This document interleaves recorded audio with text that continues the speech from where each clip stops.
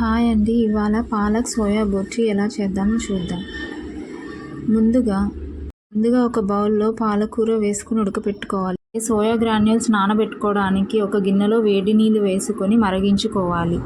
తర్వాత ఒక కడాయిలో నూనె వేసుకొని ఆవాలు, జీలకర్ర, పచ్చిశనగపప్పు వేసుకొని వేయించుకోవాలి. ఇలా దోరగా వేయించుకోవాలి.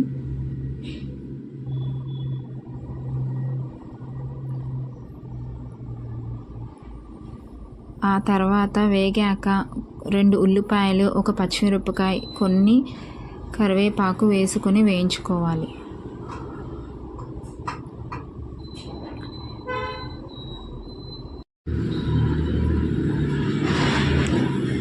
ఆనియన్స్ గోల్డెన్ బ్రౌన్ వచ్చాక కొంచెం ఉప్పు వేసుకోవాలి.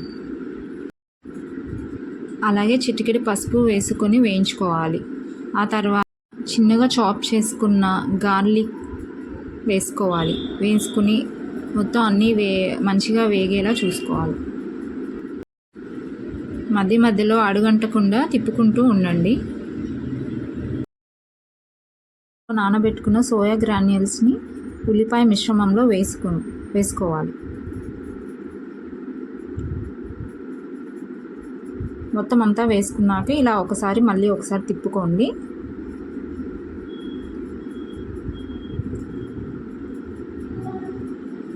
ఆ తర్వాత ఉడకపెట్టుకున్న పాలకూరను కూడా యాడ్ చేసుకోవాలి.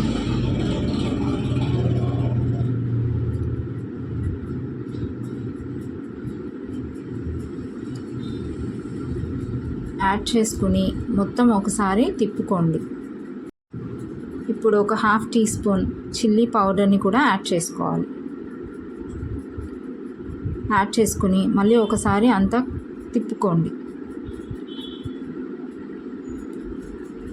అలాగే ఒక 1/2 టీ స్పూన్ కొరియాండర్ పౌడర్ కూడా యాడ్ చేసుకోవాలి. కలిసేలా ఒకసారి మళ్ళీ తిప్పుకోండి.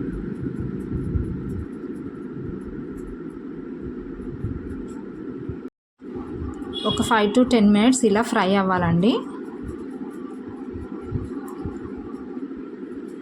అంతే, ఇంకా సర్వ్ చేసుకోవడమే. Simple and tasty palak soya bhurji ready.